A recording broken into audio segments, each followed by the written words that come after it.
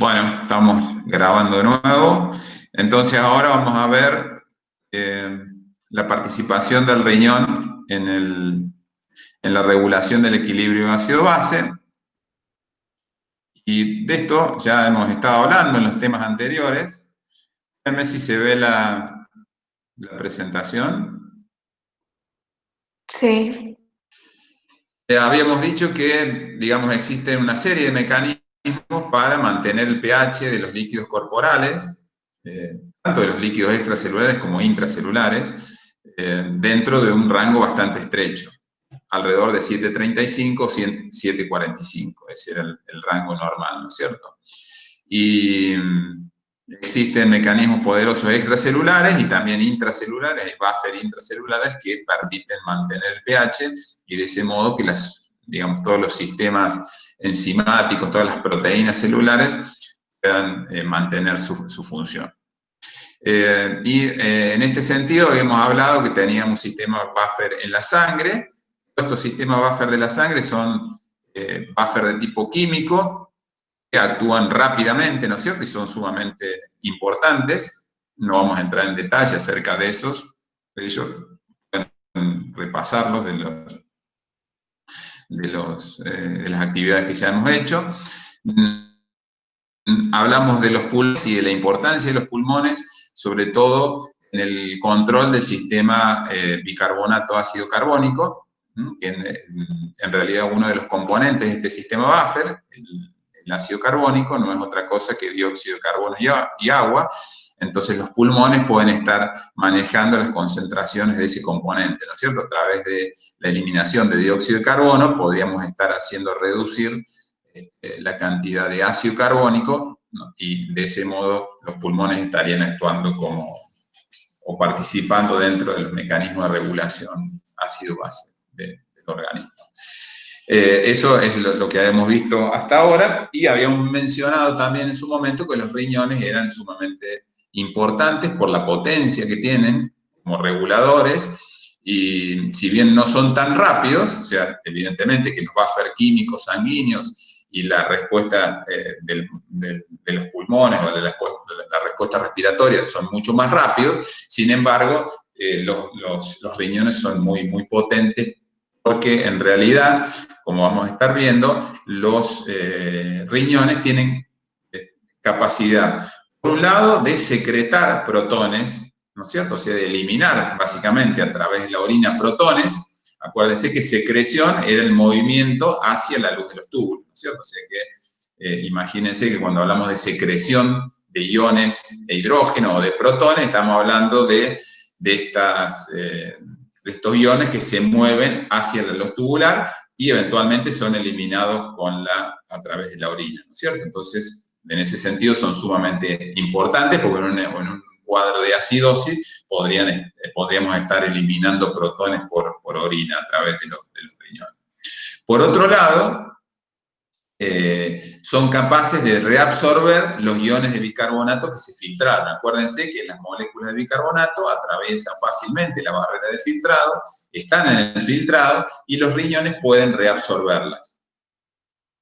O eventualmente no reabsorber tanto y dejar eliminar, ¿no es cierto?, bicarbonato a través de la orina, que eso también se podría dar en el caso cuando estamos en una alcalosis, por ejemplo, ¿no es cierto? De ese modo no reabsorbería tantos iones bicarbonato de los que se habían filtrado. Por otro lado, los riñones son capaces no solamente de reabsorber bicarbonato que se había filtrado, sino de generar nuevas moléculas de bicarbonato. Entonces esto en una acidosis, por ejemplo, es muy importante. Por un lado estamos eliminando protones y por el otro lado estamos reabsorbiendo bicarbonato y generando nuevas moléculas de bicarbonato. Y finalmente, lo cual también es importante para la regulación del equilibrio ácido-base, es la secreción de bicarbonato. Nuevamente, presten atención a la palabrita, secreción de bicarbonato. Quiere decir que es capaz el riñón de mover moléculas de bicarbonato hacia la luz tubular y eliminarlas por la orina, perdón. Entonces, esto particularmente en una situación de alcalosis sería sería muy conveniente para eliminar bases, ¿no es cierto? Para eliminar bicarbonato por orina y de ese modo estar corrigiendo el equilibrio ácido-base nuevamente hacia los valores normales. Entonces, fíjense que estos serían los procesos básicos que hace el riñón y que, bueno, en definitiva hacen que sea sumamente importante y potente como un órgano regulador del equilibrio ácido-base o del mantenimiento del pH. Entonces, en general, ¿qué sucedería? Si es un animal que está en una acidosis, acuérdense que también podríamos tener acidosis respiratoria y metabólica, pero bueno, ahora no nos vamos a meter en esos temas, pero vamos a hacer de cuenta, si es un animal que está en una acidosis, por ejemplo, un animal que hizo actividad física, ¿no es cierto?, intensa, como esos problemas que estuvimos viendo, ese animal que está en una acidosis, ¿cómo va a ser la orina? Va a eliminar justamente una orina con un pH más bajo, justamente porque está eliminando, a través de la orina, está eliminando ese exceso de protones. Por el contrario, si es un animal que está en una alcalosis, en ese caso, la orina que va a estar excretando ese animal va a ser más alcalina porque va a estar eliminando, ¿no es cierto?, bases, bicarbonatos fundamentalmente a través de la orina, lo que va a hacer que la orina sea más alcalina. El rango de pH de la orina es variable, depende también de las especies, pero los animales pueden excretar una orina bastante ácida, con un pH alrededor de 5, 5,5, ¿no es cierto?, hasta una orina bastante alcalina, ¿no es cierto?, 7, cerca de 8, por ejemplo. En los rumiantes puede ser 9. Entonces, fíjense que el rango de pH de la orina es muy variable, a diferencia de lo que ocurre con los líquidos corporales, que es muy estrecho, 7,35, 7,45, un rango muy estrecho. Sin embargo, la orina, fíjense que puede tener un rango más amplio, y eso evidentemente que el pH de la orina va a depender del estado ácido-base de ese animal, por lo que les comentaba anteriormente. Entonces ahora vamos a ver un poco más acerca de esos mecanismos. Entonces, respecto a la secreción de protones, acuérdense que hablábamos de mecanismos que hacen que los protones pasen a la luz tubular.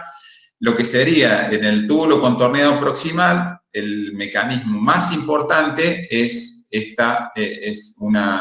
un intercambio, sería un mecanismo de transporte activo secundario en el cual entra sodio y sale protones. Eso estaría representado, ustedes no están, que lo voy a sacar de presentación así se los puedo señalar. Eso estaría, voy a agrandar un poco. Estaría representado en esta, o sea, esta sería una célula del túbulo proximal, este sería el borde en cepillo, este es el borde luminal, ¿no es cierto? Esta es la luz tubular, y esta sería la membrana vasolateral de la célula epitelial. Entonces, fíjense que tengo este transportador, que es una proteína, como ya hemos visto, por ejemplo, similar, digamos, no es la misma, pero es una proteína similar a la que se acuerdan que transportaba glucosa. En este caso es un contratransporte, porque en realidad entra una molécula de sodio y sale un protón. Entonces, este es el mecanismo más importante que hay a nivel del túbulo contorneado proximal. Ahora, ¿qué pasa con este protón? Si este protón me queda libre en la luz tubular, me estaría acidificando mucho. Entonces, en realidad, la mayor parte, como yo tengo en el filtrado, tengo mucha cantidad de bicarbonato, lo más probable es que ocurra con este protón es que me lo tome una molécula de bicarbonato, acuérdense, el bicarbonato más un protón, y en una reacción catalizada mejor dicho, el protón más bicarbonato me va a producir ácido carbónico.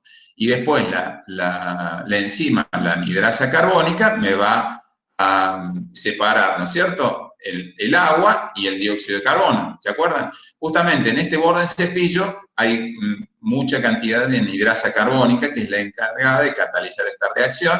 A partir de ácido carbónico me libera agua, me produce agua y dióxido de carbono. El dióxido de carbono vuelve a entrar a la célula y dentro de la célula, también con agua y una anhidrasa carbónica, en este caso intracelular, lo que van a hacer es formar ácido carbónico, y el ácido carbónico se va a disociar en el protón y el bicarbonato. El protón va a ir saliendo utilizando este mecanismo, contratransporte que yo les mencionaba. Y el bicarbonato, hay un transportador, que bueno, no importa mucho, ¿vale? Pero hay transportadores en la membrana vasolateral que me lo va a estar sacando al intersticio y a la circulación. Entonces, fíjense que a través de este proceso, por un lado, secreté un protón, estoy eliminando del organismo un protón. Y por otro lado, estoy reabsorbiendo un bicarbonato, porque acá yo tenía un bicarbonato en la luz tubular y ahora voy a tener un bicarbonato que pasó a la circulación. Entonces, por un lado estoy secretando protones y por otro lado estoy reabsorbiendo bicarbonato. Que si bien no es la misma molécula, fíjense que esta no es la molécula que después aparece en sangre, sin embargo, yo a través de todo este proceso termino con una molécula de bicarbonato en la circulación. Evidentemente que para que este tipo de transporte, este cotransporte funcione, acuérdense que este es un mecanismo de transporte activo secundario, es decir, que no hay gasto de energía a este nivel, pero sí hay gasto a nivel de la bomba de sodio y potasio, ¿no es cierto? Fíjense, la bomba de sodio y potasio, para mantener bajas concentraciones de sodio intracelular, tiene que estar constantemente sacando sodio y metiendo e introduciendo potasio al interior de la célula. Entonces, este sería el mecanismo más importante que se da en el túbulo contorneado proximal, sería la secreción de protones a través de este tipo de transportador, transporte activo secundario, y la reabsorción de gran parte. De hecho, aproximadamente el 70% del bicarbonato que se filtró se reabsorbe a través de este mecanismo. Entonces, esto sería fundamentalmente lo que estaría sucediendo a nivel del túbulo contorneado proximal. Luego, en las partes distales, es donde ahí se va a dar el control fino, ¿no es cierto? Y se va a determinar de algún modo si el riñón va a estar eliminando una orina más ácida o más alcalina, dependiendo del estado de equilibrio ácido-base del animal. Entonces, a nivel distal, es lo que sería el túbulo contorneado distal, el túbulo colector. También hay algo en la parte de la asa ascendente gruesa de Henle, también hay algunas de estas bombas, ¿no es cierto?, que van a estar secretando protones. Fíjense que van a estar funcionando dos tipos de bombas. En este caso son bombas, es decir, que es transporte activo primario. Recuerden que este es un transporte activo secundario, porque en realidad la energía se gasta en la bomba de sodio y potasio. En este caso son bombas, es decir, que hay gasto de energía al movimiento del protón. Entonces tenemos una bomba electrogénica, que sería esta, que utilizando la energía del ATP hace que el protón se secrete hacia la luz tubular. Y por otro lado tenemos una bomba protón-potasio, que fíjense lo que estaría haciendo esta bomba no es electrogénica, porque en realidad me está sacando una carga positiva y me está introduciendo una carga positiva, por eso no es electrogénica, porque queda neutra, la célula queda neutra porque sale una carga positiva y entra una positiva, pero en este caso es con gasto de energía, entonces saca un protón e introduce adentro de la célula un potasio. Estos son los mecanismos que se dan sobre todo a nivel del túbulo colector. En las células, ¿se acuerdan que había dos tipos de células a nivel del túbulo colector? Unas células principales y las células intercaladas. Las células intercaladas, en realidad después vamos a ver que hay dos tipos, pero las tipo A o alfa son las encargadas de secretar protones y lo hacen a través de estas estas bombas, ¿no es cierto?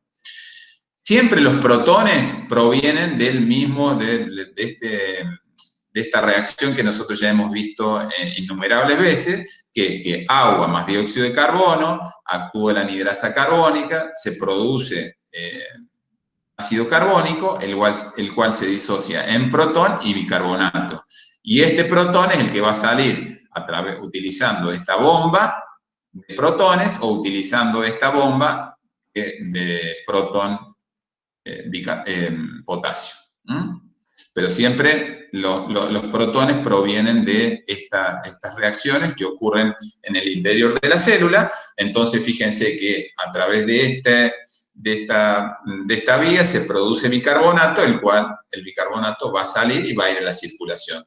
Y por otro lado se genera el protón, el cual va a ser bombeado a la luz tubular, y vamos a ver qué ocurre. Porque hasta ahora fíjense que nosotros hemos estado bombeando protones, y si bien acá en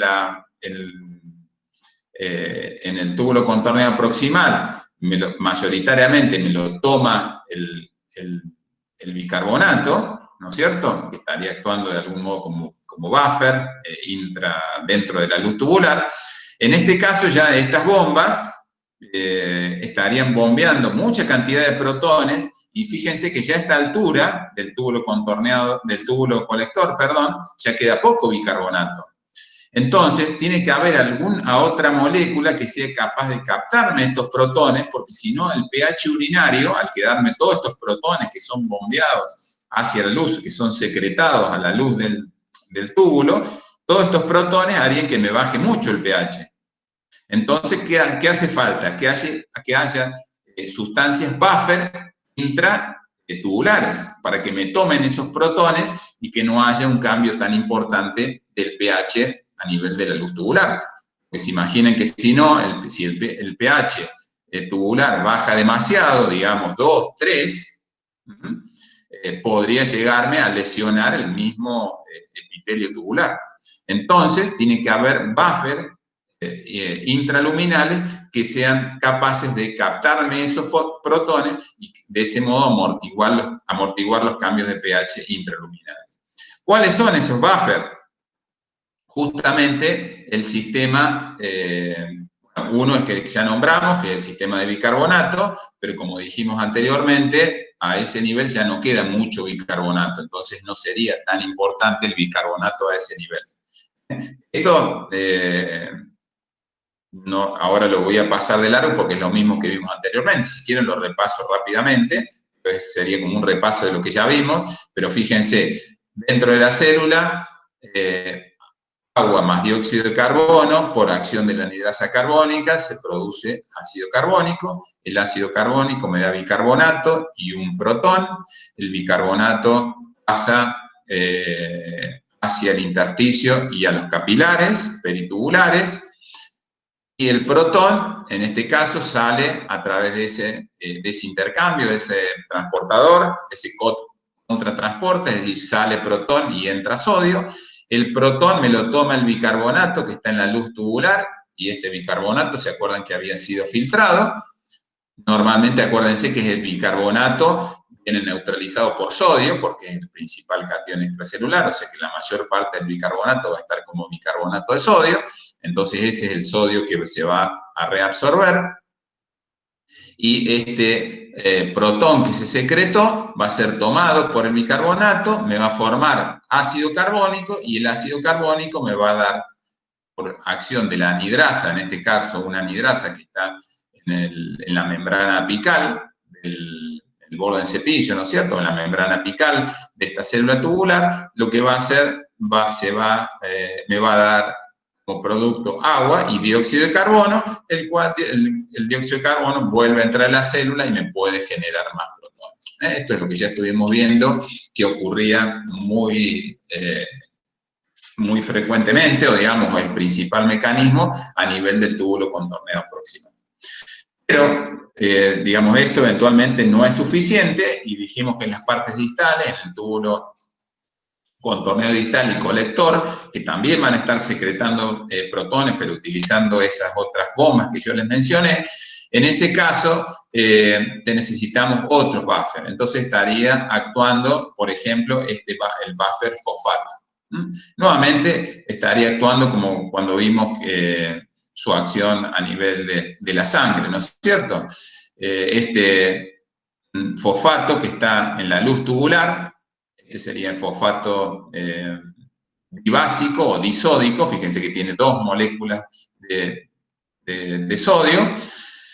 Lo que va a hacer, me va a tomar el protón, se va a transformar. Esperen que alguien quiere entrar. Ahí está, ahora sigo. Entonces, este fosfato disódico va a tomar uno de los protones, a su vez va a ceder un sodio, el cual va a pasar, va a ser reabsorbido, y este fosfato va a tomar un protón y se transforma en fosfato monobásico de sodio, y de esa manera estaría actuando como buffer intraluminal. Acuérdense que a medida, como ha habido tanta reabsorción a lo largo del túbulo, pero en realidad el fosfato tanto no se ha reabsorbido, acá en las porciones distales de la nefrona, es decir, en el túbulo contorneo distal y colector, tengo bastante fosfato. Entonces, por eso a esos niveles me estaría actuando como, o por lo menos tiene relevancia, es importante como buffer. Nuevamente, el protón que es secretado va a provenir de esas reacciones, ¿no es cierto? Agua más dióxido de carbono, me da ácido carbónico, el cual se disocia en el protón, el cual es secretado. Puede ser secretado a través de este mecanismo, o puede ser secretado a través de alguna de las bombas que yo les había mencionado, ¿no es cierto? La bomba es electrogénica de protones, o puede ser a través de esa bomba de protón-potasio. Entonces, fíjense que esos protones son amortiguados por este fosfato, que me los toma, y de esa manera no me quedan libres estos protones y podrían llegar a causar una acidificación muy grande del líquido tubular y, por ende, causarme lesiones, ¿no es cierto?, del epitelio tubular. Y finalmente tenemos otro sistema, que sería el sistema del amonio. Y acá lo que estaría sucediendo es que las células tubulares producen amoníaco a partir de la glutamina, que es un aminoácido. Cuando se produce amoníaco a partir de la glutamina, también se genera un bicarbonato, ¿no es cierto? Lo cual también eso es importante. Y ese bicarbonato va a pasar a la circulación. Pero lo que va a hacer ese amoníaco va a ir a la luz tubular, y en la luz tubular se va a unir con un protón, que nuevamente proviene a partir de todas esas reacciones, ¿no es cierto?, que me generaban protones intracelulares. Luego ese protón, a través de una bomba, va a ser secretado a la luz, y para que ese protón no quede libre y me pueda afectar mucho el pH de la orina, es tomado por ese amoníaco y se transforma en el ion amonio. Sería este NH4+, sería porque este amoníaco me tomó un protón y se transformó en el ion amonio. Y este ion amonio normalmente va combinado con cloro, formando cloruro de amonio. Esto va a ser excretado con la orina. Esto, digamos, estaría actuando como un buffer intraluminal. Fíjense que acá tienen representadas las dos. La bomba electrogénica, que utiliza con gasto de energía, me estaría bombeando protones hacia la luz tubular, y también acá tenemos esta bomba de protón-potasio, que me estaría secretando el protón y reabsorbiendo potasio en este caso. Entonces, estos protones serían tomados por el amoníaco, se transforman, como les dije, en el ion amonio, y neutralizando la carga positiva de esta molécula, tendríamos cloro y formarían cloruro de amonio. Entonces, esas serían los buffer, los sistemas buffer intraluminales, que estarían actuando, ¿no es cierto?, para evitar grandes cambios del pH a nivel luminal y de ese modo poder estar excretando, en este caso, en el caso de que fuese una acidosis, gran cantidad de protones por vía urinaria.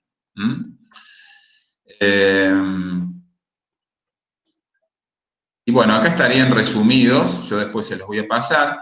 Aquí tienen resumido, fíjense que acá tengo lo que sería el bicarbonato, en esta parte superior. Acá sería, esto sería la luz tubular, estas serían las células epiteliales, y este sería el líquido intersticial. Acuérdense que normalmente el líquido intersticial estaría pasando a los capilares peritubulares que estarían acá contiguos. Entonces, acá tienen resumido qué pasaría con este protón, utilizando el bicarbonato. Este sería el sistema de fosfato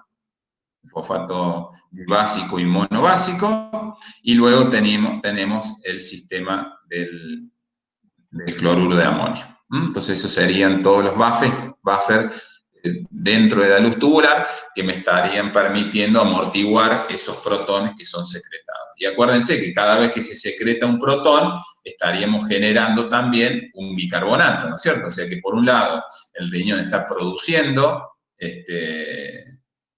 protones y los secreta, pasa a la luz tubular, y por otro lado estaría generando bicarbonato, o reabsorbiéndolo o generando un nuevo bicarbonato.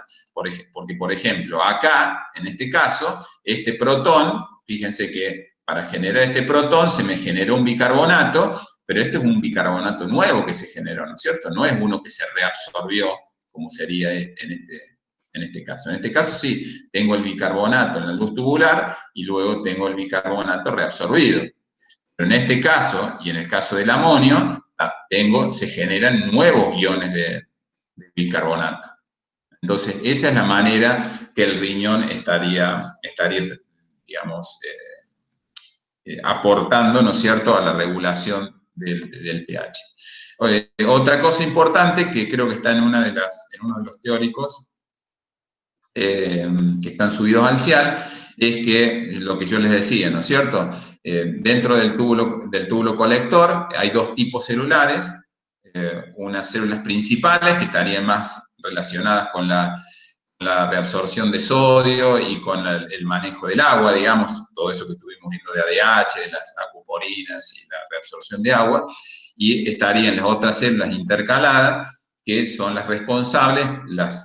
Dentro de las intercaladas tenemos dos tipos, unas alfa o A, que son las encargadas de secretar protones, y después hay otro tipo que son las intercaladas B o beta, que son estas células son responsables de la secreción de bicarbonato, es decir, que estarían moviendo bicarbonato hacia la luz. Esas células estarían actuando hacia la luz tubular, digo. Esas células estarían actuando en el caso de que un animal que tenga una alcalosis, ¿no es cierto? Esas células estarían activas y me estarían secretando a la luz tubular bicarbonato, y ese bicarbonato lo eliminaría por orina. Entonces sería una manera de un animal que está en alcalosis de volver el pH a la normalidad. Sería el proceso inverso a este que estamos viendo acá, por ejemplo, ¿no es cierto? O sea, en realidad lo que estaría haciendo, o lo podrían pensar ustedes como que este es el intersticio y esta es la luz tubular. Básicamente así estaría funcionando. Estaría bombeando o estaría secretando bicarbonato en la luz tubular y estaría reabsorbiendo, digamos, o mandando protones a lo que sería el intersticio y a los vasos sanguíneos. Sería el mecanismo justamente inverso. Eso lo estarían haciendo un tipo particular de célula intercalada, que serían estas que yo les comentaba, B o beta, que son responsables de la secreción de bicarbonato. Entonces, bueno, ese sería, digamos así, la participación del riñón en el equilibrio ácido-base. Básicamente, los riñones podrían estar excretando una orina más ácida, porque justamente están eliminando protones, eso sería un animal que está en una acidosis, o una orina más alcalina, en el caso de un animal que está en una alcalosis y tiene que eliminar base, ¿no es cierto? Básicamente sería eso. ¿Preguntas? ¿Dudas?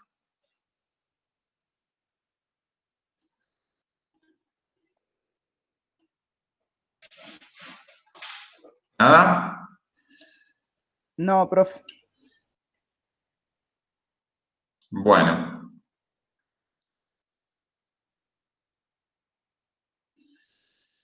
Ahora es 15:30. Bueno. Me parece a mí que sería lo mejor que empecemos a responder. ¿Han estado trabajando con las preguntas?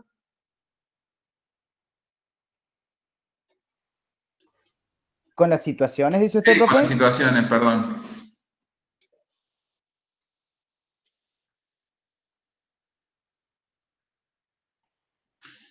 En la situación 1, por ejemplo, habla de un animal que tiene 3 gramos por litro de glucemia.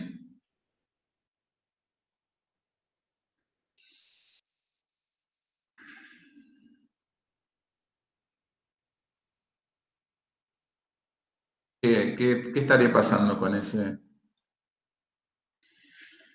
animalejo?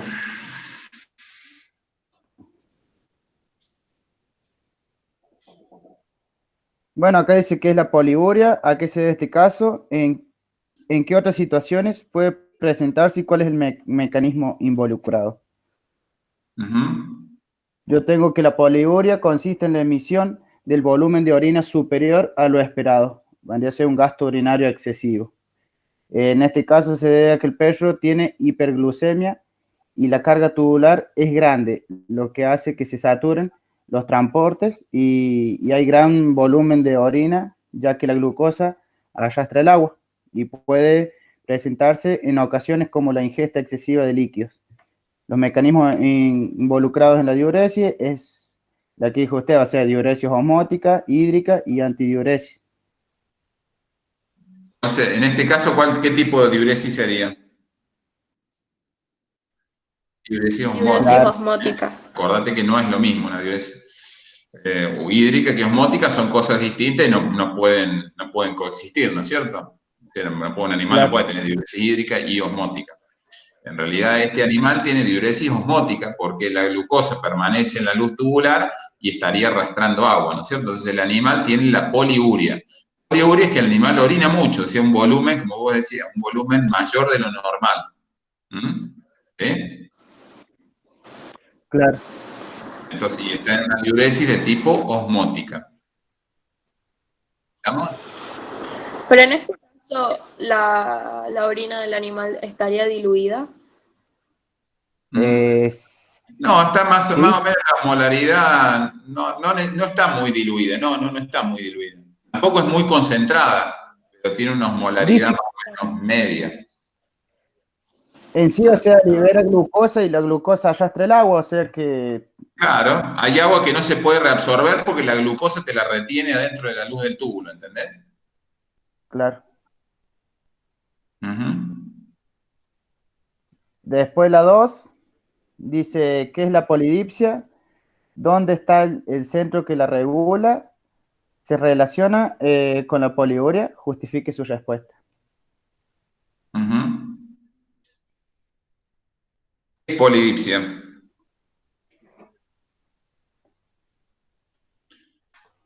La fiesta que se hacen en Son- veterinaria. ¿Mm? No, es cuando quiere tomar mucha agua o no. La ingesta Claro, excesiva de agua. toma mucha agua el animal, eso es polidipsia, ¿no es cierto? Tiene mucha sed y toma mucha agua. En este caso, ¿cómo explican ustedes la polidipsia? Que tiene mucha sed. Y porque está orinando mucho, está Como que se eliminando está Se está líquidos. deshidratando. deshidratando. Es la manera que se relaciona con la poliuria. Se está deshidratando, ¿no es cierto? Está perdiendo mucho líquido, entonces, ¿qué va a pasar con el volumen de sangre? Disminuye. ¿Cómo con el volumen de sangre? Claro, si se está deshidratando, está perdiendo mucho líquido, ¿no? Disminuye. Claro, disminuye la volemia. Claro. Y aumenta la Aumenta el osmolaridad. hematocrito. ¿Cómo? ¿Aumenta la ¿Aumenta? osmolaridad, profe? ¿La osmolaridad? ¿La osmolaridad de qué osmolaridad?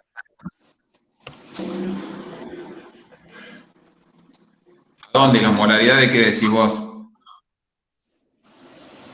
En el... no sabría cómo explicárselo, profe. ¿Qué osmolaridad? ¿La osmolaridad plasmática decís vos? Sí. Sí, pero es más que sí, aumenta en parte, pero es más importante la pérdida de líquido y la disminución del volumen de sangre en este animal. Entonces, lo que va a estar pasando...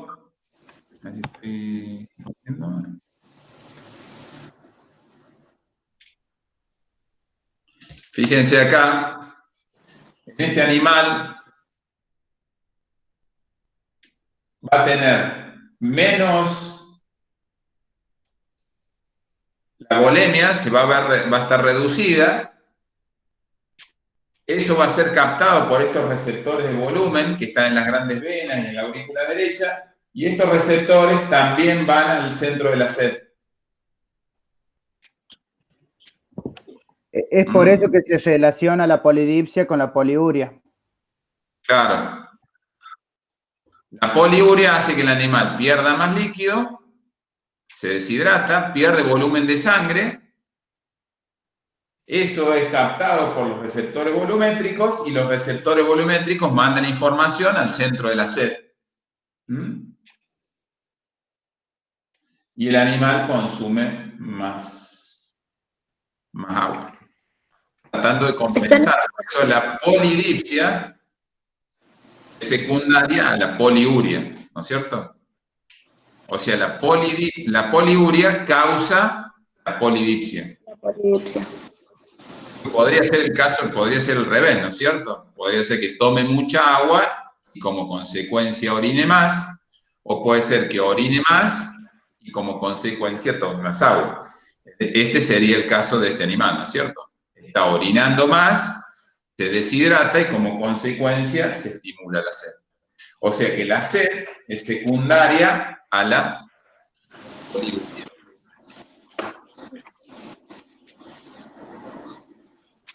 ¿Sí? ¿Ese centro está en el hipotálamo? ¿Centro de la sed? Sí. Sí, está en el hipotálamo. Ahí está. ¿Dónde está el centro que la regula? Dice la pregunta 2. El centro de la sed se encuentra en el hipotálamo. ¿Se relaciona con la poliuria? Sí, dijimos que Sí. sí. Claro. Sí. O sea que la sed es consecuencia justamente de la poliuria, ¿no es cierto?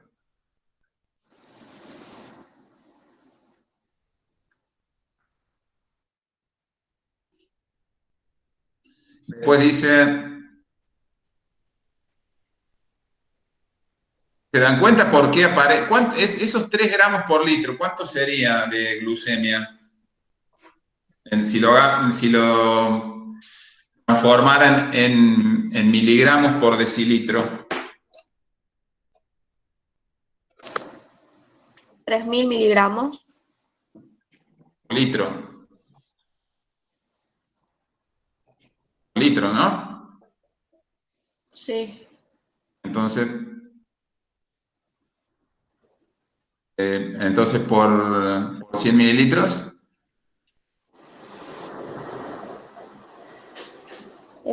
300 miligramos. son 300 miligramos por 100 mililitros o por decilitro, ¿no? Sí. ¿Cuánto era el umbral? El umbral para la glucosa. Eso ni me 320. acuerdo. 250 más o menos. 180, 200, ¿no? 180 a 200 miligramos por decilitro. Este está en 300 miligramos por decilitro. O sea que está bien pasado el umbral, ¿no es cierto? Lo cual es lógico. Es lógico que aparezca glucosa en la orina. Acuérdense que cuando se supera el umbral comienza a aparecer glucosa en la orina. ¿Y cómo estará el transporte máximo en este animal? Saturado. Saturado. ¿Y cuánto estaría? Obviamente que depende un poco del tamaño del animal, no sabemos cómo es este animal, pero bueno, más o menos cuánto habíamos dicho que podía ir al transporte máximo. ¿Es de 350, profe, por decilitro? Más o menos, 325, 350 miligramos por minuto. Acuérdense que el transporte máximo es por minuto. ¿Mm? ¿Sí? Es la cantidad, porque es una medida de velocidad, de cuánto está transportando. Entonces, más o menos 320 miligramos por minuto pueden reabsorber los riñones. Estamos hablando de todos estos valores, acuérdense, son de un individuo, un perro o lo que sea, más o menos de 70 kilos, ¿no? O sea, porque son valores de humanos. Pero obviamente que esto va a variar dependiendo del animal, del tamaño, de la edad, etcétera. O sea, pero es para que más o menos podamos manejar algunos números, ¿no? Y otra cosa que les iba a preguntar. Este animal entonces tiene 300 miligramos por decilitro, ¿no? La glucemia. Sí, sí. Si la tasa de filtrado glomerular es de 130 mililitros por minuto, ¿cuánto es la carga filtrada o la carga tubular?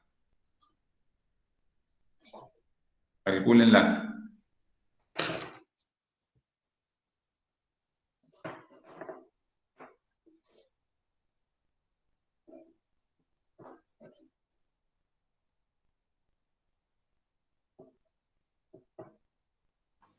Profe, la tasa de filtrado glomerular era el coeficiente de filtración por la tasa, por los factores, por la tasa de filtrado glomerular. ¿Cómo eres? Es por la presión efectiva de filtración. Presión efectiva de filtración. Entonces, yo de este animal les digo, tiene una tasa de filtrado glomerular de 130 mililitros por minuto. Y la glucemia la tiene, son 300 miligramos por 100 mililitros. Díganme cuánto es la carga tubular de glucosa o la carga filtrada.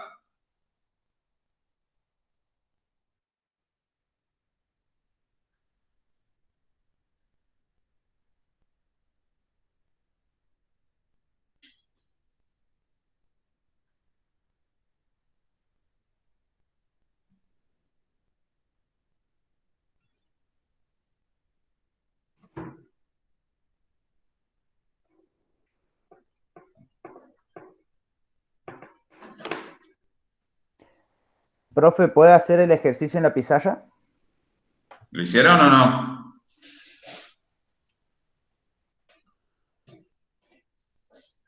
Ahora lo hacemos. ¿Lo hicieron ustedes Hagámoslo. o no les salió? No, yo directamente, profe, no me acuerdo cómo se hace, por eso le decía si lo podía hacer en la pizarra. ¿Lo que es la carga tubular de glucosa? La carga, sí, en este caso es de glucosa, ¿no? No, profe, pasa que yo no me conecté a la clase esa que vieron eso, por eso le decía que si podía subir el video, Bueno, o sea, la grabación. Claro. bueno. Entonces estás perdonado. Ahora lo vemos. ¿Alguien se lo puede calcular?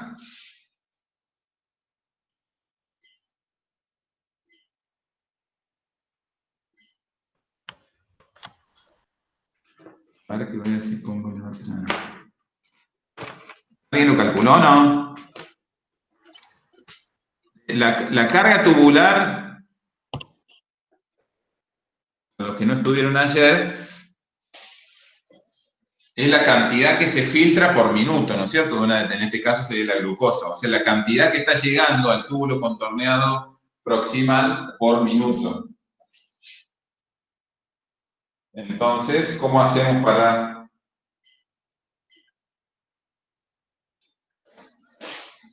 para calcularlo?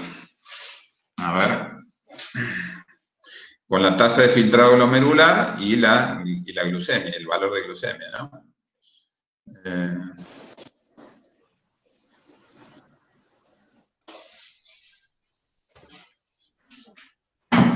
¿Están viendo ahí la pizarra? Sí. Sí, profe. Bueno. Entonces.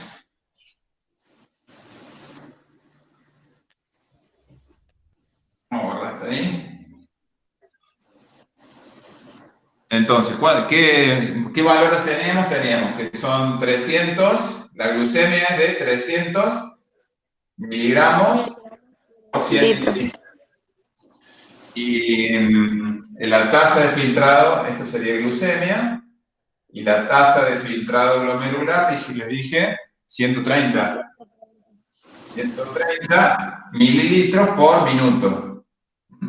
Yo quiero saber cuánta glucosa se filtra por minuto, que sería la glucosa que le estaría llegando al túbulo contorneado proximal por minuto. Entonces tengo que son 300 miligramos, están en 100 mililitros, ¿no? ¿Qué es esto? Glucosa. En 130 mililitros, que es la tasa de filtrado, que es lo que se filtra por minuto, voy a tener X. ¿Y eso cuánto les da? El 90 miligramos por minuto. O sea que la carga tubular, la carga filtrada o carga tubular,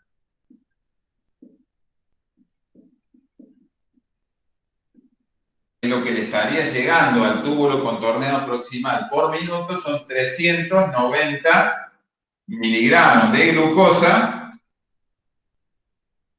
por minuto. ¿Cuál era el transporte máximo? El transporte máximo tubular. 50. ¿Cuánto? 350 era. 320, 350, 325. Y fíjense que a este le está llegando, esto es por minuto, 3 miligramos por minuto. Fíjense que acá le está llegando 390. O sea que está sobre el transporte máximo. Quiere decir que todo ese excedente, ¿no es cierto? Esos 70 miligramos por minuto extra que le están llegando, todo eso pasa de largo. ¿Lo entendés ahora cómo es? Sí, profe. Entonces acuérdense los conceptos. El umbral renal, que es el valor de glucemia a partir del cual empieza a aparecer glucosa en la orina. Transporte máximo es lo máximo que pueden estar, en este caso, cuando hablamos de glucosa, lo máximo que pueden estar reabsorbiendo, ¿no es cierto? El túbulo contorneado proximal.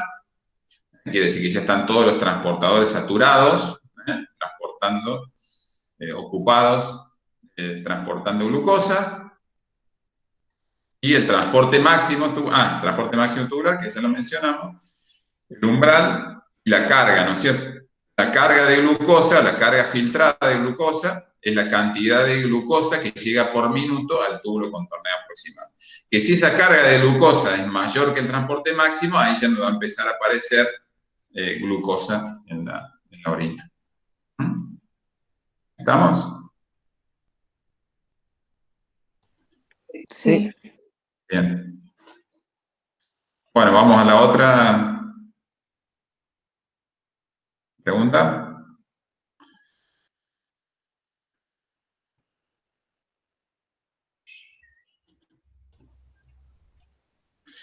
en esta situación se generan muchos cuerpos cetónicos, o sea, porque este cuadro, esta alteración metabólica del animal diabético, ya lo vamos a ver más en detalle qué está sucediendo, se generan muchos cuerpos cetónicos, lo que llevan el pH de la sangre hacia la acidez. Se explica qué son los cuerpos cetónicos, de dónde provienen y cómo actúa el riñón para mantener el pH dentro de los valores normales. Bueno, los cuerpos cetónicos lo habrán visto en química biológica, ¿no?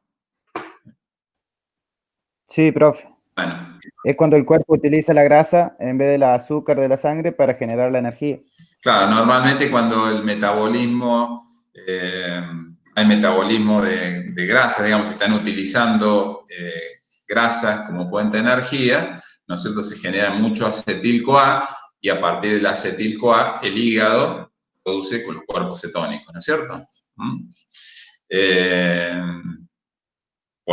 Porque está metabolizando lípidos, ¿no es cierto? Un animal, por ejemplo, que está en ayunas, o en este caso un animal que tiene diabetes, como la glucosa no puede entrar al interior de las células y utilizarse como fuente de energía, entonces empieza a utilizar los lípidos, y entonces el hígado genera los cuerpos cetónicos. Los cuerpos cetónicos es una fuente también energética, porque las células, digamos, son moléculas que todavía tienen energía almacenada y las células lo pueden utilizar. Lo que pasa es que cuando hay mucha producción de cuerpos cetónicos, se empiezan a acumular, se conoce eso como cetonemia, o sea, cuando aumentan los cuerpos cetónicos en sangre, y eso causa una acidez, ¿no es cierto? Una acidosis de tipo metabólica. ¿Y cómo actúa el riñón en este caso? Para mantener el pH dentro de los valores normales. ¿Qué dirían en general? ¿Qué hace el riñón? De acuerdo a lo que estuvimos hablando.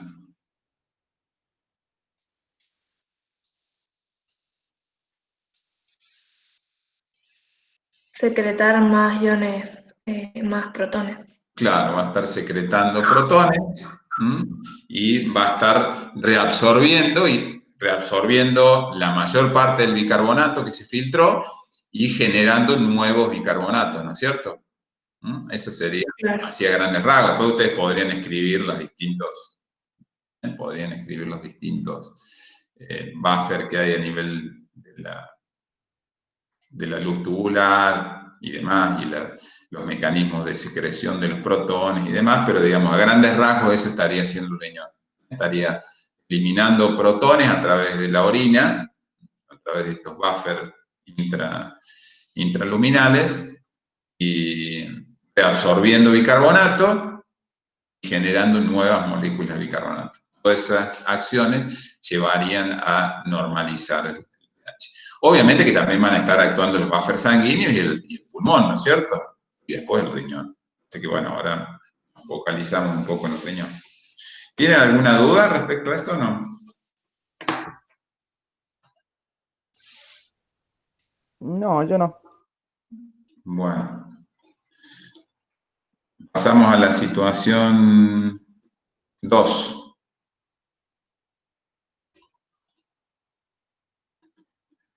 ¿Alguien la resolvió?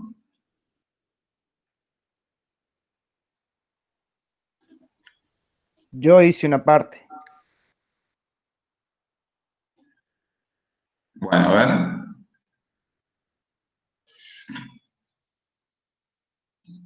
¿Qué parte hiciste?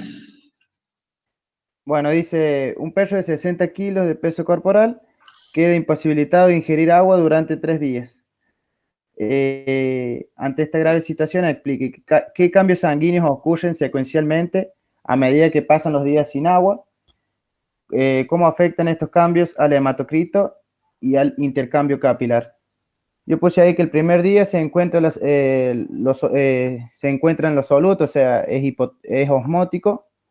Después ocurre una hipovolemia, la presión hidrostática disminuye, afecta al hematocrito aumentándolo por encima de los 45, que es el valor normal, Bien. ¿cierto?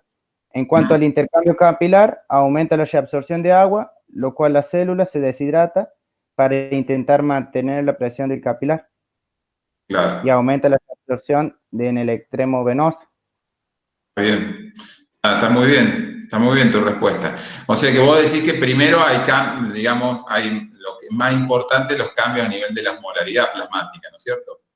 Claro, Sería es más osmótico, se los encuentra cambios iniciales, claro. Y después, a medida que van pasando los días, es como que ahí sí ya se empieza.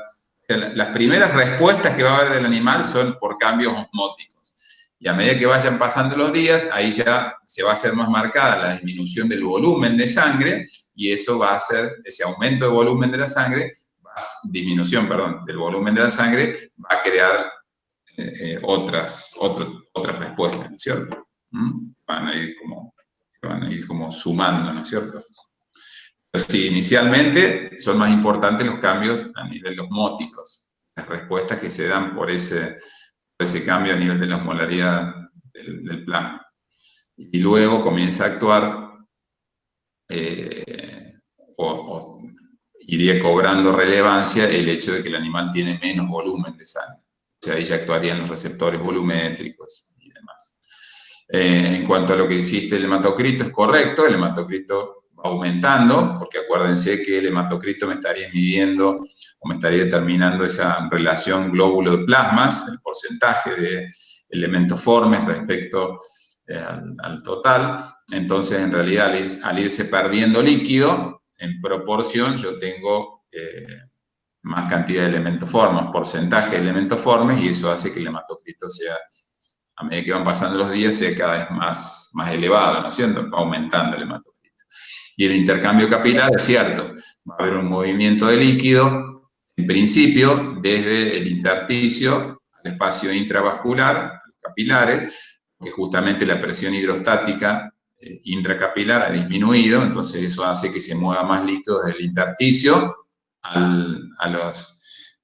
los capilares, y a su vez eso va a llevar a un aumento de la osmolaridad del intersticio, entonces el agua por ósmosis se va a mover desde adentro de las células hacia el intersticio. Entonces va a haber un movimiento de líquido desde el intersticio a los capilares, o al compartimento intravascular, y después de las células al intersticio. Todo esto tratan también como un intento de hacer que el animal recupere volumen sanguíneo, mantener la presión arterial y poder de ese modo mantener todas las funciones de la sangre, ¿no? Esa es un poco la idea. Bueno, la 2, ¿cómo se realiza el filtrado glomerular en el animal hidratado? ¿Cómo se produce? Bueno, ahí tendré que hablar de todas las presiones, ¿no es cierto? Claro, la presión hidrostática del capilar y la presión todas las oncótica. presiones que nos llevan a la presión efectiva de filtración.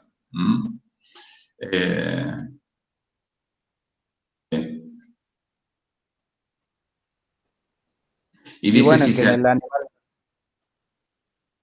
sí. Que en el animal deshidratado aumenta la presión oncótica.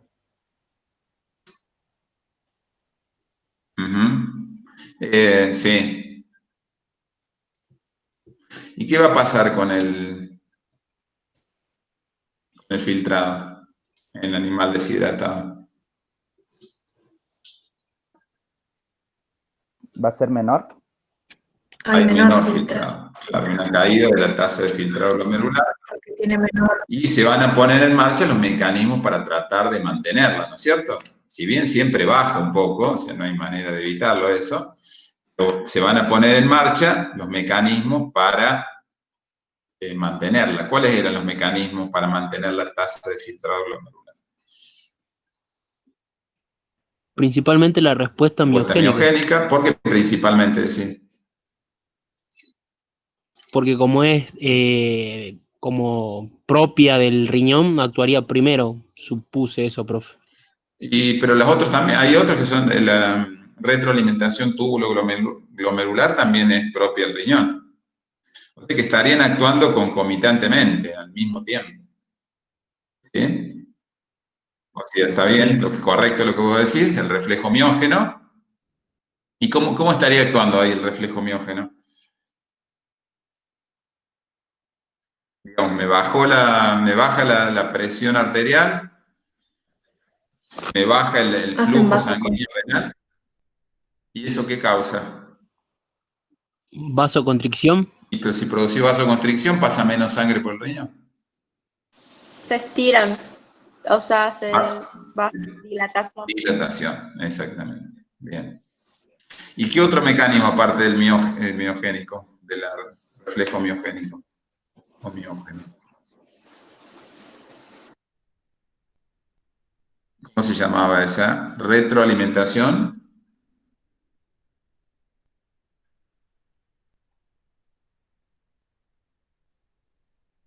Túbulo glomerular, ¿se acuerdan?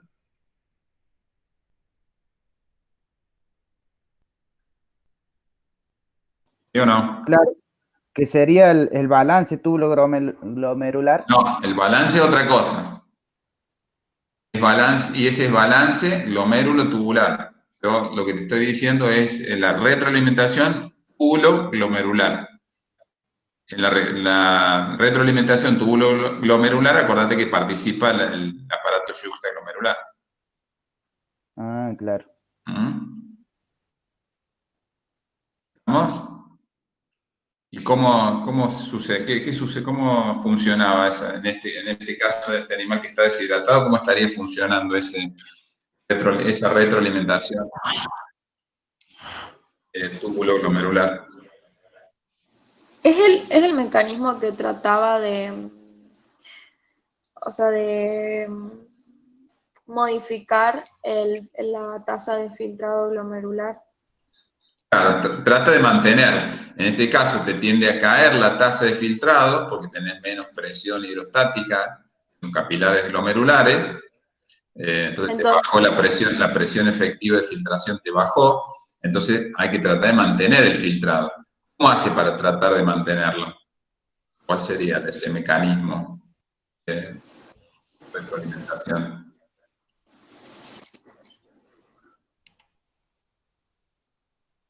¿La mácula densa detecta el aumento de sodio, puede ser, profe? Si se está filtrando menos, ¿te parece que aumenta la cantidad de sodio que llega al túbulo contorneado? Disminuye en este caso. Disminuye, eso es lo que sucede. Disminuye la cantidad de cloruro de sodio que llega al túbulo contorneado distal, eso lo capta la mácula densa, y la mácula densa te va a inducir un aumento de angiotensina 2, ¿se acuerdan? Que producía vasoconstricción de la arteriola eferente y se produce vasodilatación de la arteriola aferente, mediado sobre todo por las prostaglandinas, prostaglandina E2 y prostaglandina I2. ¿Se acuerdan? Entonces, por un lado tengo vasodilatación de la arteriola aferente y vasoconstricción de la arteriola eferente. Eso causa que aumente o provoca que aumente la presión hidrostática intraglomerular, los capilares intraglomerulares, y eso restablece la tasa de filtrado glomerular, o tiende a mantenerla, ¿no es cierto?, dentro del límite. ¿Y si inhibe la reabsorción de sodio? ¿De dónde? En el túbulo colector medular.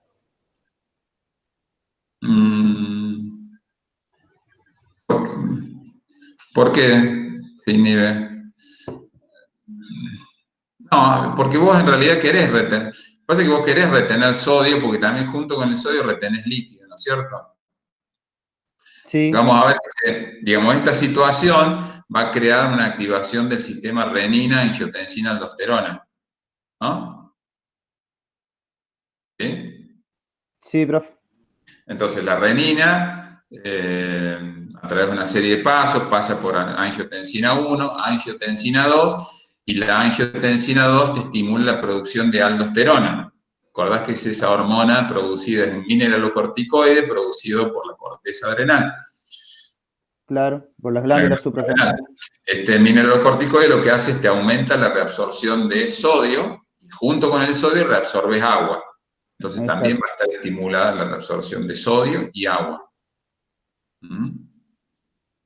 ¿Estamos? Sí, profe.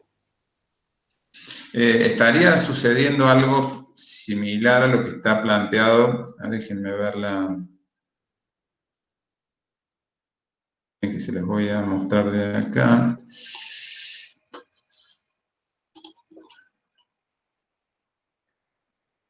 Que está más o menos integrado lo que sucedería. Hay que ver si lo comparto. Esto lo tienen en uno de los teóricos que están subidos en el CIAN. Déjenme compartir.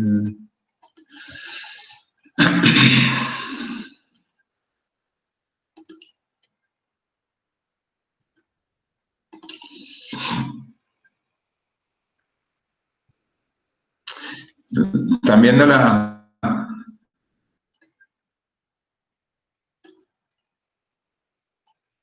el diagrama este? ¿O todavía no? No, todavía no. No, yo ahora creo. A ver.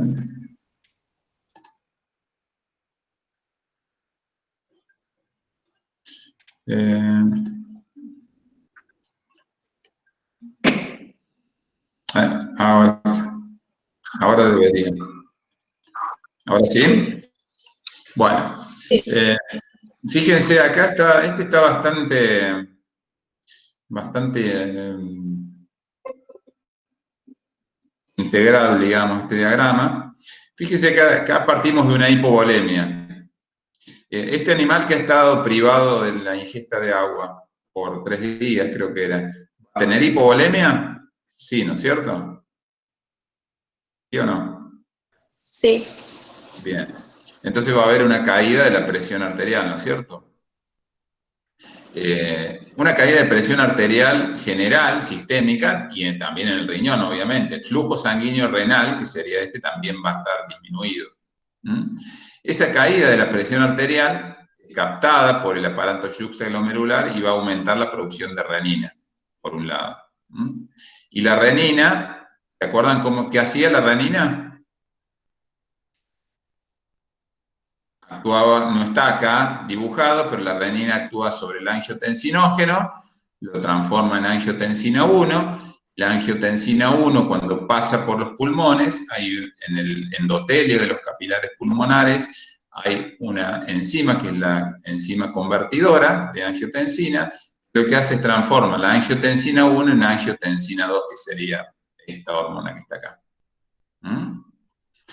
Entonces, por un lado, esta angiotensina, y acá tienen todas las funciones de angiotensina, produce vasoconstricción periférica. ¿Por qué es importante el vasoconstricción? Porque dijimos que el animal tenía hipovolemia y había caído la presión arterial, ¿no es cierto? Entonces, es importante que haya una vasoconstricción periférica, arteriolar, aumentar la resistencia periférica y de esa manera corregir la caída de la presión arterial, ¿no? Por un lado. Por otro lado, esa angiotensina aumenta la reabsorción de agua y sodio a nivel de los túbulos, ella como una acción primaria propia de esa hormona. Por otro lado, me estimula, lo que yo te comentaba, la liberación de aldosterona por parte de la corteza de la glándula adrenal, y esa aldosterona, que es un mineralocorticoide, en el riñón, en el túbulo contorneado distal, estimula la reabsorción de sodio y junto con el sodio agua. Eso, al reabsorberse sodio y agua, eso me va a estar aumentando la volemia o evitando que se pierda líquido, ¿no es cierto? Básicamente a través del riñón. Por el otro lado, la angiotensina 2 me va a estar estimulando la producción de ADH, ¿se acuerdan que eso lo habíamos anotado en el pizarrón? Y a su vez, la antidiurética va a actuar en el riñón, ya no sobre el sodio, sino sobre el agua. Por eso esta flechita está bien justo abajo del agua. Porque acuérdense que lo que hacía la hormona antidiurética o vasopresina era reabsorber agua a nivel del túbulo colector. ¿Se acuerdan? Y eso también, esa reabsorción de agua me va a estar, ¿no es cierto?, corrigiendo esa caída de la volemia y por ende también me va a estar corrigiendo en definitiva la presión arterial. Por otro lado, como también habíamos dicho, la angiotensina va al centro de la sed, que se encuentra en el hipotálamo, y me estimula la búsqueda y la ingesta de agua por el animal, pero bueno, en este caso está privado, o sea que por más que tenga sed, el animal no va a ingerir agua, o sea que esto no estaría presente, ¿no es cierto? El animal siente sed, siente la necesidad de tomar agua, pero no tiene acceso al agua, entonces esta vía no va muerta, digamos. Por otro lado, habíamos dicho que la angiotensina 2 promovía la liberación de estas prostaglandinas, que son vasodilatadoras, la prostaglandina E2 y la I2, que producen vasodilatación a nivel del riñón y aumentan el flujo sanguíneo renal y me estarían corrigiendo, fíjense que ahí tengo una flecha que no se ve mucho, me estarían corrigiendo la tasa de filtrado glomerular que había bajado. Por otro lado, este animal que tiene hipovolemia, tiene sed, no tiene agua, o sea que está en un estado bastante adverso, ¿no es cierto? Está estresado. Entonces se va a activar el sistema nervioso simpático. La activación de los nervios simpáticos renales también me va a causar liberación de renina y esto me va a causar liberación de más angiotensina 2 y todas las consecuencias.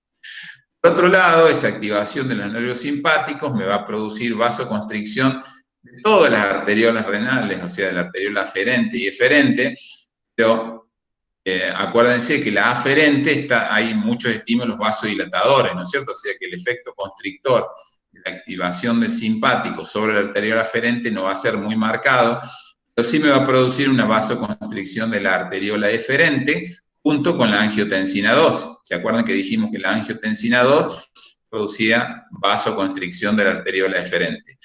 Al producirse vasoconstricción de esta arteriola, me aumenta la resistencia a la salida de la sangre de los capilares glomerulares, lo que hace que aumente la presión hidrostática intraglomerular y eso va a corregir también, me va a corregir la caída del filtrado glomerular que se había venido abajo.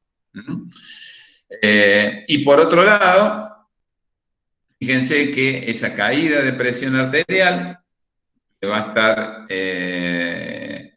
mejor dicho, sí, la caída de la presión arterial y la caída del filtrado glomerular, lo que va a estar causando es que llegue menos cantidad de cloruro de sodio a la mácula densa y eso me va a provocar una vasodilatación de la arteriola aferente y lo que no está marcado acá, habría que agregárselo, yo después cuando se los pase se lo voy a agregar, es que esa respuesta sería parte del reflejo del mecanismo de retroalimentación túbulo-glomerular, también me va a estar produciendo más cantidad de angiotensina, que va a estar actuando a nivel local, produciendo vasoconstricción de la arteriola eferente, y eso me va a estar corrigiendo la tasa de filtrado glomerular que se había venido abajo, y habíamos hablado de vasodilatación de la arteriola aferente, que esa acción también me va a estar corrigiendo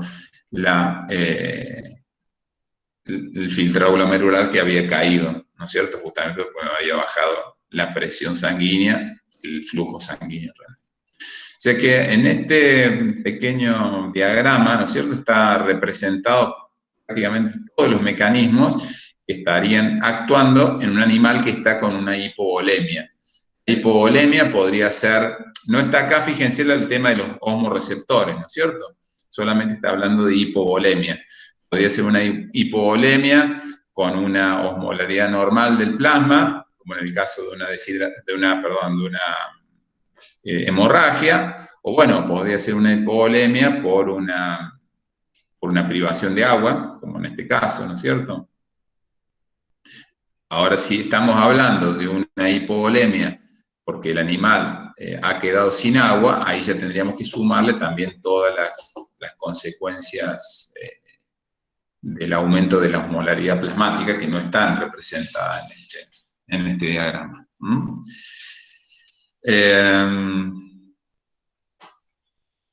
Así que bueno, ese sería más o menos, me da la impresión que este diagrama resume bastante bien, por lo menos todas las funciones de angiotensina, está también lo de vasopresina, de aldosterona, y todo el mecanismo, tanto el intrínseco, o sea, todos los mecanismos intrínsecos, como los mecanismos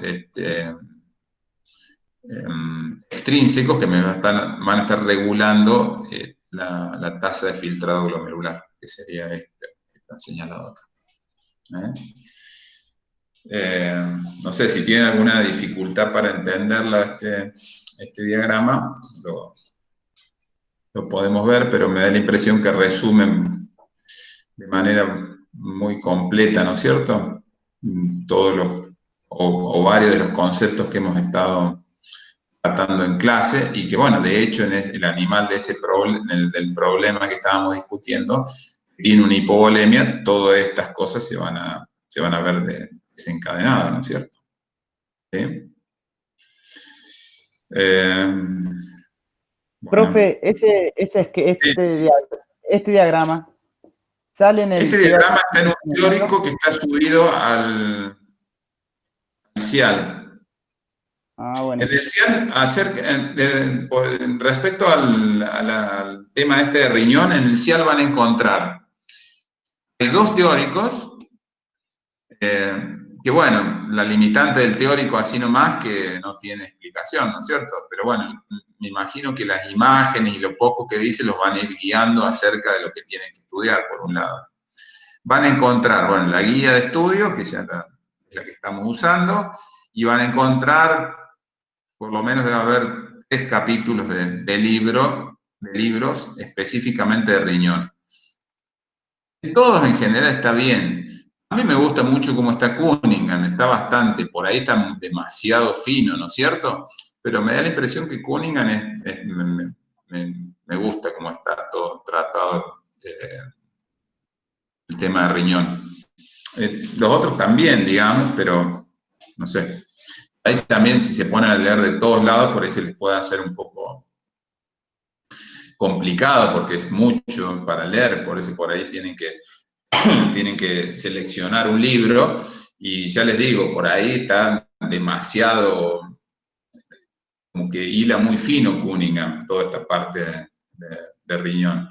Pero me da la impresión que está bien tratado, se entiende, y a mí, por lo menos, personalmente me agrada cómo está abordado el tema. Así que, bueno, si me dan un segundito, voy a probar, para que no se haga tan larga la grabación, la voy a parar acá un segundito, y